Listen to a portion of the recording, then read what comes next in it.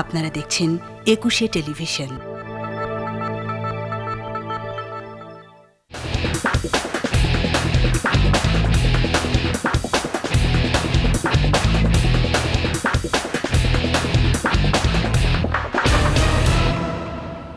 প্রিয় দর্শক, আমন্ত্রণ জানাচ্ছি একুশে টেলিভিশনের সাপ্তাহিক আয়োজন প্রবাসী বাংলাদেশ অনুষ্ঠান দেখবার জন্য।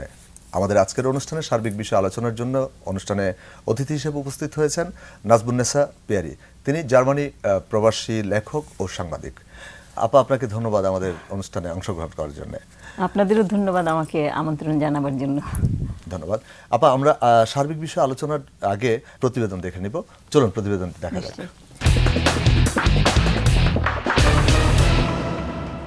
চলমান অভিবাসন ও শরণার্থী সংকট মোকাবেলায় জার্মানির অবস্থান তুলে ধরতে রাজধানীর গুলশানে নিজ বাসভবনে এক সংবাদ সম্মেলনে জার্মান রাষ্ট্রদূত ডক্টর থমাস প্রিন্স জানান, কেবল রাজনৈতিক শরণার্থীদের আশ্রয় দেওয়ার বিষয়টি গুরুত্বের সঙ্গে দেখছে তার দেশ। On the contrary, those who might have been tolerated before will be treated now in a much quicker way to send them back, because we need to focus on the political refugees. Those people who come to Germany only for economic reasons will not allowed to stay.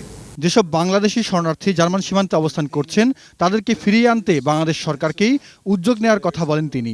Bangladesh is working in Libya and they got stranded there. The responsibility of Bangladesh to take them back. And I'm sure the Bangladeshi government will help us with that. অভিবাসন সংকট নিরসনে তার দেশের কার্যক্রমে বাংলাদেশিদের পক্ষ থেকে ইতিবাচক প্রতিক্রিয়া ব্যক্ত করায় কৃতজ্ঞতা জানান জার্মান রাষ্ট্রদূত। The Bangladeshi public for the many positive reactions we have received in the German embassy during the last days and weeks. প্রতিবেদনটি দেখলাম। আপনি জানেন যে এই যে শরণার্থীর যে বিষয়টি, সেটা যুগ যুগ ধরেই চলে আসছে। দেখতে পেলাম যে একটু আগে প্রতিবেদনটিতে যে বাংলাদেশে নিযুক্ত জার্মানি রাষ্ট্রদূত বলেছেন যুদ্ধবিধ্বস্ত এলাকা থেকে যারা আসবে তাদেরকে দেয়া হবে, কিন্তু আসলে এখানে অনেক বাংলাদেশি রয়েছে এবং বিভিন্ন দেশের রয়েছে, এবং বাংলাদেশিদেরকে ফিরিয়ে আনার জন্য সরকারকে উদ্যোগ নেওয়ার জন্য আহ্বান করেছেন এই জার্মানি রাষ্ট্রদূত। এ ব্যাপারে আপনি কি বলেন? মানে জার্মানিতে আপনি জানেন যে জার্মানিতে আইন আছে শরণার্থীদের আশ্রয় দেবার জন্য, এবং জার্মানি একটা খুব ডিসিপ্লিনড কান্ট্রি, যেখানে নাকি নিয়ম মেনে চলা হয় এবং আইন অনুসরণ করে চলা হয়। সে কারণে আইন অনুসারে যখন কেউ শরণার্থী বলে আশ্রয় নিতে আসে তাকে আশ্রয় দেওয়া হয়, কিন্তু অনেক ক্ষেত্রে দেখা গেছে তারা অর্থনৈতিক কারণে আশ্রয় নিয়ে আছে, এবং তাই বলে যে তারা তাদের সবাইকে ফিরিয়ে দিয়েছে তাও না।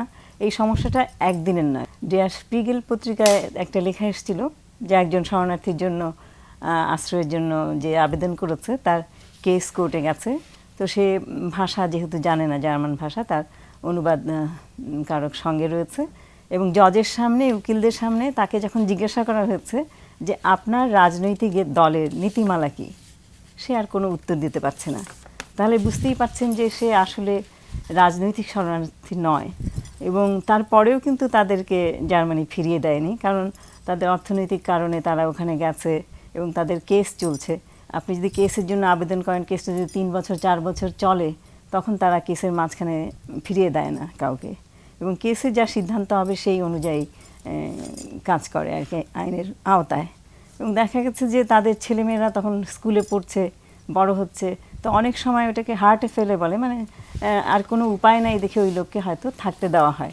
কিন্তু এইভাবে ঠিক ওরা এই জিনিসটা অনেকখানি দিনে দিনে বেড়ে যাচ্ছে বলে এই দিকটাতে সচেতন হয়েছে এবং চাচ্ছে সত্যিকার অর্থে যারা শরণার্থী অর্থনৈতিক কারণে নয়, মানে রাজনৈতিক কারণে যাদের শরণার্থী প্রয়োজনীয়তা দেখা দিয়েছে, যেমন সিরিয়ার কথা আপনারা জানেন, সেখানে সংকটপূর্ণ অবস্থা। বাংলাদেশের অবস্থান তো সেরকম নয়। লিবিয়া থেকেও কিন্তু অনেকেই শরণার্থী গিয়েছে। এই তাদেরকে আশ্রয় দেওয়া হবে না, নাকি তাদেরকে আশ্রয় দিয়ে পরবর্তীতে দেশে ফেরত পাঠানো হবে? হয়তো ধরেন তারা অর্থনৈতিক কারণেই হোক বা শরণার্থী হিসাবেই হোক যখন লিবিয়াতে গেছে, তো সেই দেশে তাদের হয়তো তারা সেইখানকার সেই শরণার্থী হিসেবে আশ্রয় পায়নি, তাহলে তাদের বাংলাদেশেই ফিরে আসতে হবে। ভূমধ্যসাগর পাড়ি দিয়ে অনেকে ইতালি, গ্রিস, বিভিন্ন দেশে যাচ্ছে। ইউরোপ ইউনিয়ন দাবি করছে যে তাদের অভিবাসন প্রক্রিয়াটাকে পরিবর্তন করার জন্য। তাদের আগের অভিবাসন প্রক্রিয়াটা কি ছিল এবং তারা ভবিষ্যতে কি ধরনের অভিবাসন প্রক্রিয়ার দিকে যেতে চাচ্ছে? অভিবাসনের ক্ষেত্রে জার্মানিতে আগে অনেক কঠিন ছিল। ধরেন আপনি একটা চাকরির জন্য গেলেন, সেই চাকরির মেয়াদ ফুরিয়ে গেলে আপনাকে ফিরে আসতে হবে, এবং আপনি ছাত্র অবস্থায় পড়তে গেলেন ফিরে আসতে হবে। কিন্তু আজকাল দেখা যাচ্ছে যারা ভালো ছাত্র, যারা ওখানে পড়াশোনা করেছে, তারপরে যারা চাকরি পাচ্ছে, তারা ওখানে থাকতে পারছে। জার্মান প্রেসিডেন্ট, আগের প্রেসিডেন্ট যখন এসেছিলেন তার সঙ্গে আমি সফরসঙ্গী হয়ে জার্মানি থেকে এসেছিলাম। এরপরে আগের পররাষ্ট্রমন্ত্রী যখন এসেছিলেন তখনও আমি ছিলাম এখানে এবং তাদের সঙ্গে সংযুক্ত হয়েছিলাম। তো সেখানে পররাষ্ট্রমন্ত্রী তার শেষ দিনে ব্যবসায়ীদের একটা অনুষ্ঠানে চেম্বার অফ বাংলাদেশের আমন্ত্রণে সেখানে উনি ভাষণ দিতে গিয়ে তিনি বলেছিলেন ছাত্রদের উদ্দেশ্যে যে আপনারা জার্মানিতে পড়তে আসুন, এবং মজা করে বলেছিলেন জার্মান ভাষাটা কিন্তু এত কঠিন না, আমি নিজেও শিখেছি। যে কারণে ওখানে অনেকে ভাবে হয়তো ইংরেজিতে পড়া যায়, ইংরেজিতে কিছু কিছু সুযোগ ওরা এখন দিচ্ছে, যেহেতু ভালো ব্রিলিয়ান্ট স্টুডেন্ট যারা তারা সাধারণত আমেরিকায় চলে যায়। তবে অনেক সুযোগ রয়েছে জার্মানিতে এখন, যদিও এটা জার্মান ভাষী দেশ, তা সত্ত্বেও অনেকে ইংরেজিতে পড়ার ইউনিভার্সিটিতে তাদের পিএইচডি করা বা মাস্টার ডিগ্রি করার সুযোগ তাদের দেয়া হচ্ছে। তো সেইভাবে কিছু কিছু নিয়ম শিথিল হচ্ছে, আবার কোনো কোনো নিয়ম কঠোর করতে হচ্ছে। যেমন ধরুন এই যে অর্থনৈতিকভাবে আশ্রিত যারা, তাদের ছেলেমেয়েরা কিন্তু এখন জার্মান স্কুলে যাচ্ছে, কলেজে যাচ্ছে, পড়াশোনা করছে। তারা অন্যান্য জার্মান নাগরিকের মতোই তাদের অবস্থান, এবং তারা অনেক ভালো রেজাল্টও করছে। অনেকে, আমিও দুইজনকে জানি তাদের স্কুলে গিয়েছে, যেমন স্কুলে ক্লাসে বেস্ট বয় হয়েছে। তো সেই ধরনের উদাহরণ তো আছেই, এবং তাদের প্রতি জার্মানরা কখনোই যে বিমুখ তা নয়। ওরা এখন পুরো ব্যাপারটাকে, শরণার্থীর নীতিমালা আছে, সেই নীতিমালাটাকে ওরা মানে ঠিকভাবে প্রয়োগ করতে চাচ্ছে, যে এই নীতিমালায় যদি পড়ে তাহলে থাকতে পারবে। যেমন এখন লিবিয়া থেকে যারা গেছে, সে হয়তো শরণার্থী নয়, লিবিয়াতেই হয়তো সে শরণার্থী হিসাবে আশ্রয় পাচ্ছে না, তখন তাকে তার নিজ দেশে ফেরত পাঠিয়ে দেওয়া, সেটা বাংলাদেশ হোক বা অন্য দেশ হোক, হয়তো সেইভাবে তারা দেখছেন। এখানে আমরা জানি যে 3 লাখ, প্রায় 4 লাখ ভূমধ্য সাগর পাড়ি দিয়ে তারা বিভিন্নভাবে গ্রিসে, যুক্তরাজ্যে এবং বিভিন্ন জায়গায় জার্মান সহ আপনি দেখুন গ্রিসের নিজেদের অবস্থাই খারাপ, এবং সেখানে যদি 50,000-এর ঊর্ধ্ব শরণার্থী যে আশ্রয় হয় নেয়, তাহলে তো সেটা তাদের পক্ষেও বহন করা সম্ভব না। তো সেই কারণেই পুরো ব্যাপারটা গোটা ইউরোপীয় ইউনিয়ন, কারণ গোটা ইউরোপীয় ইউনিয়নের সবগুলো দেশের মধ্যেই তারা ভাগ করে দিতে চাচ্ছে। এবং সেজন্য আপনি জানেন বুধবারে তারা একটা ইয়ঙ্কার, ইউরোপীয় ইউনিয়ন কমিশনের যে প্রেসিডেন্ট, তিনি একটা প্রস্তাবও দিয়েছেন 780 মিলিয়ন ইউরো। যেমন ধরেন তাদেরকে স্থানান্তর করতে হবে, যে দেশে বেশি আছে সেখান থেকে অন্যত্র। এইসব কারণে তারা মনে হয় আমার যে যুক্তিপূর্ণ সিদ্ধান্তই নিয়েছেন। আমি দেখেছি যেমন জার্মানিতে আপনি মনে করেন কেউ তো বলে দেয়নি যে তোমরা বেলুন নিয়ে এসে ওদের সম্বর্ধনা জানাও, ওদের গ্রহণ করো। চকলেট নিয়ে, ফুল নিয়ে, বেলুন নিয়ে জার্মানরা গেছে, যে কারণ দুঃখীর সঙ্গে তাদের যে সমবেদনাটা সেটা জানাবার জন্য। ছোট বাচ্চারা চকলেট হাতে পেয়ে তারা তাদের দুঃখ ভুলে গিয়েছে, হাসছে। তো এটা কিন্তু আন্তরিকভাবে এসছে, কারণ কেউই যে আমরা যুদ্ধ চাই না, শান্তি চাই, এটা তারই একটা উদাহরণ। আর আমি নিজে প্রথম দিকে যখন, আরও আগে যখন শরণার্থীরা আসছিল সিরিয়া থেকে, তখন আমরা একটা রেস্টুরেন্টে সবাই মিলে জড়ো হয়েছিলাম। ওই রেস্টুরেন্টের মালিক, যারা ক্রিসমাসের সময় ছিল তখন, যারা শরণার্থী তাদের জন্য একটা ডিনার দিয়েছে, এবং আমাদের সবাইকে বলেছে কাপড় চোপড় যে যা দিতে পারি ওদের প্রয়োজনীয় যা নিয়ে যাবার জন্য। তো সবাই আমরা নিয়ে গেছি। আসলে মানুষ তো শেষ পর্যন্ত মানুষই, একজন মানুষ আরেকজন মানুষের দুঃখে তার পাশে এসে দাঁড়ায়। সেটাই ব্যাপার, কারণ আমরা দেখতে পেয়েছি যে এবার জার্মান প্রথম এগিয়ে এসেছে শরণার্থীর ব্যাপারে। আমরা এটাও জানি যে আমরা দেখেছি, বিভিন্ন গণমাধ্যমে দেখেছি যে 8 লাখ শরণার্থী তারা এবার আশ্রয় দিবেন বলে বলছেন। আমরা আবারও আলোচনায় আসবো, আরও বিস্তারিত আলোচনা করব। এর মাঝে একটু বিরতি নিয়ে আসছি। দর্শক, বিরতি নিয়ে আসছি, সঙ্গেই থাকুন।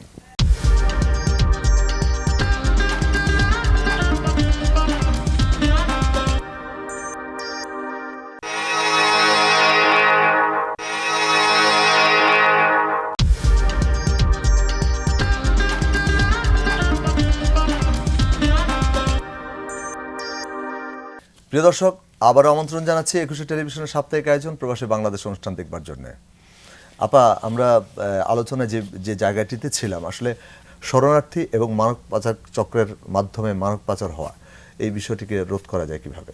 এটা আসলে খুব একটা সহজ পথ খুঁজে পাওয়া কঠিন, কারণ আপনার শরণার্থীদের আশ্রয় যে দেশে নেয় সেখানে যে আবেদন করতে হয়, ফলে তারা ওই দেশ পর্যন্ত পৌঁছাবার জন্য এই মানব পাচারকারীদের খপ্পরে পড়ে, এবং তখন তাদেরকে তাদের টাকা দিতে হয়। আপনি মনে করেন হয়তো 50 ইউরো দিয়ে আপনি ট্রেনে করে পৌঁছে দিতে পারছেন, সেখানে তাদেরকে আপনার দিতে হলো 350 ইউরো বা 400 ইউরো, এরকম। এভাবে প্রতিটা জায়গায় তারা তাদেরকে কষ্ট দেয় আর কি। তো আপনি তো নিজেও জানেন, যখন পূর্ব জার্মানি পশ্চিম জার্মানি আলাদা ছিল, তখনও পূর্ব জার্মানি থেকে পালিয়ে কত লোক পশ্চিমে চলে আসতো। এই মানে সেই কাঁটাতারের বেড়া, কঠিন বাধা বিপত্তি উতরে তারা চলে আসার চেষ্টা করতো, পথে অনেকে মারাও গিয়েছে। তো সেরকমই আর কি, এদেরকে এখন নতুন করে যাচাই বাছাই করে দেখবে কিভাবে সীমান্তটাকে আরও সুরক্ষা করা যায়, যাতে এইভাবে লোকদেরকে হয়রানি করা না হয়। জার্মানি এবং বাংলাদেশের সাথে দ্বিপাক্ষিক সম্পর্ক অনেক ভালো, অনেক আগে থেকে আমরা জানি, কিন্তু আরও ভালো করলে এবং অর্থনৈতিক উন্নয়নের জন্য দুদেশের কি করণীয় বলে মনে করছেন আপনি? এখন তো আপনি জানেন এখানে বিএমসেট একটা মন্ত্রণালয় আছে, জার্মানের অর্থনৈতিক উন্নয়ন বিষয়ক সহযোগিতা মন্ত্রণালয়। সেখান থেকে বাংলাদেশের সঙ্গে অনেক দিন থেকেই সহযোগিতার বিভিন্ন কর্মকাণ্ড হয়ে আসছে। আমি সম্প্রতি ইত্তেফাকে এই বিষয়ে লিখেছি যে আপনার বস্ত্রশিল্পের ক্ষেত্রে তারা নানা দিকগুলোকে সহযোগিতা করার জন্য, সুরক্ষা করার জন্য, বীমা করার জন্য তারা এখান থেকে শ্রমিকদেরকে ওখানে নিয়ে প্রশিক্ষণও দিচ্ছে এবং সেই খাতে তারা অর্থ ব্যয় করছে এখানে ট্রেনিং দেওয়ার জন্য। আমাদের দেশ থেকে শুধু শ্রমিক নিয়ে যাওয়া হচ্ছে, দক্ষ শ্রমিক বলতে আমরা শ্রমজীবীকে বুঝি, তো আমাদের কি না, এদেরকে নিয়ে যাচ্ছে প্রশিক্ষণ দিয়ে ফিরে এনে এখানে কাজ করার জন্য। আচ্ছা আচ্ছা, মানে শ্রমিকদেরকে জার্মান নিয়ে যাবে, জার্মান থেকে প্রশিক্ষণ দিয়ে বাংলাদেশে এনে। হ্যাঁ, এবং এখানেও তারা বিভিন্ন এলাকায় তাদের বস্ত্রশিল্পের কারখানায় তারা কিভাবে সুরক্ষা করবে, কিভাবে কাজ করতে পারে, সেগুলো দুই দেশ মিলেই একসঙ্গে বন্ধুত্বপূর্ণভাবেই করার চেষ্টা করছে। আরও কি করলে বাংলাদেশের প্রতি জার্মান বিনিয়োগকারীরা বিনিয়োগ করবে বলে মনে করছেন আপনি? ব্র্যান্ডিং বাংলাদেশ এই দিকটাতে যদি ব্যবসায়ীরা আরো মনোযোগ দেয় তাহলে ভালো হবে। তবে এখানে আমাদের ব্র্যান্ডিং বাংলাদেশ করতে গেলে আমাদের কি করা উচিত বলে মনে করছেন আপনি? আপনাদের যেই জিনিসটা মনে করেন বাসমতি চাল, না এই চালটা কোথাকার সেটা আপনাকে একটা নাম দিতে হবে, সেটার একটা প্রচার হতে হবে।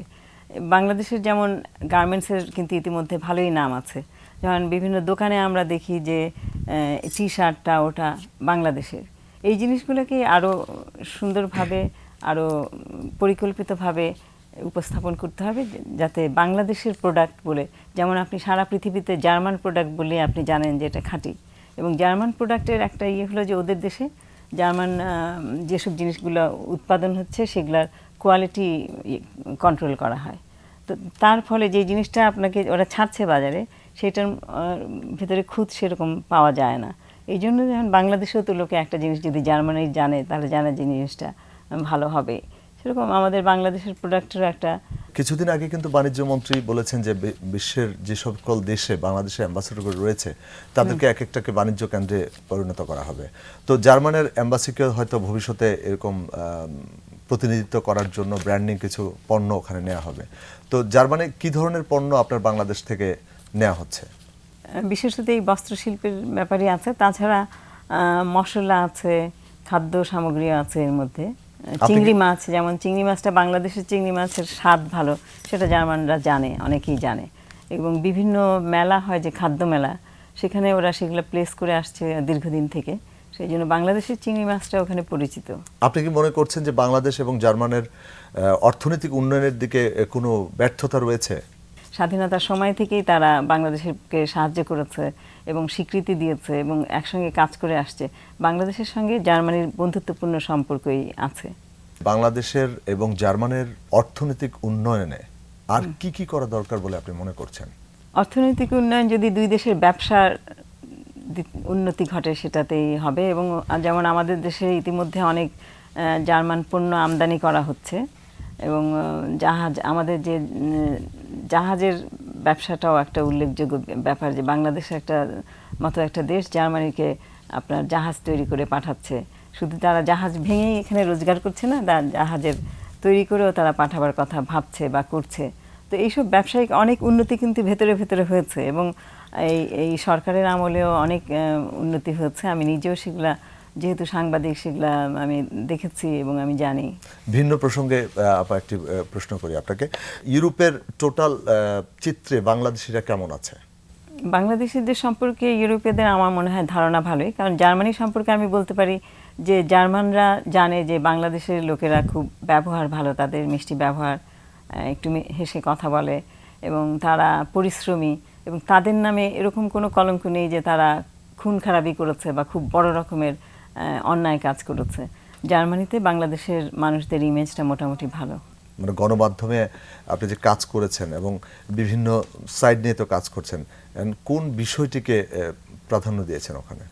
আমি যখন যেটা আমি মনে করেছি যে লেখার, কারণ আমি বিভিন্ন দেশের লিখি, আমি কলকাতায়ও লিখি, আমি নিউ ইয়র্কের পত্রিকায়ও লিখি, বাংলাদেশেও লিখি। এখানে যে বাংলাদেশি ব্যবসায়ীরা আছে যারা জার্মানিতেও ছিল আমার পরিচিত যারা, তাদের সঙ্গে আলোচনায় তারা বললেন যে বর্তমান রাষ্ট্রদূত চেষ্টা করছেন ব্যবসাকে আরও ব্যবসায়ীকে সফল করতে এবং সহযোগিতা করতে। তো এটা একটা সুলক্ষণই বলতে হবে, আমাদের দুই দেশের মধ্যে ব্যবসা বাড়ছেই, কমছে না। ধন্যবাদ, ধন্যবাদ। আসলে আমরা আরো অনেক বিষয় রয়েছিল যে আলোচনা করব, কিন্তু আসলে সময় স্বল্পতার জন্য আমরা আলোচনা করতে পারিনি। তবে আমরা আশা করব যে জার্মান সরকার বা বাংলাদেশ সরকার খুব আরো তড়িৎ গতিতে আরো কিছু উদ্যোগ নেবে, যেখানে আমাদের দুই রাষ্ট্রের আরো সুন্দর সম্পর্ক হবে, বন্ধুত্ব সম্পর্ক গাঢ় হবে। শুধু তাই নয়, এবং বাংলাদেশ অর্থনৈতিকভাবে সমৃদ্ধশালী হবে সেই প্রত্যাশাই করছি, এবং যেখানে যে সমস্যা থাকবে সেই সমস্যা দুই দেশে মিলেই সমস্যা সমাধান করবে বলে আশা করছি। ধন্যবাদ আপা আপনাকে। ধন্যবাদ আপনাকে এবং আপনাদের কলাকুশলী সবাইকে যারা অনুষ্ঠানটি সার্থক করে তোলার জন্য সহযোগিতা করেছে। ধন্যবাদ দর্শক শ্রোতাদেরও। প্রিয় দর্শক, এই ছিল আমাদের আজকের আয়োজন। আপনাদের যে কোনো সমস্যা আমাদের লিখে পাঠাতে পারেন। প্রযোজক প্রবাসী বাংলাদেশ, একুশে টেলিভিশন লিমিটেড, 10 কারণ বাজার, ঢাকা 1215 এই ঠিকানায়। আমাদের ইমেল করতে পারেন probaseBangladesh@21-tv.com এই ঠিকানায়। ভালো থাকুন, সুস্থ থাকুন, চোখ রাখুন একুশের পর্দায়।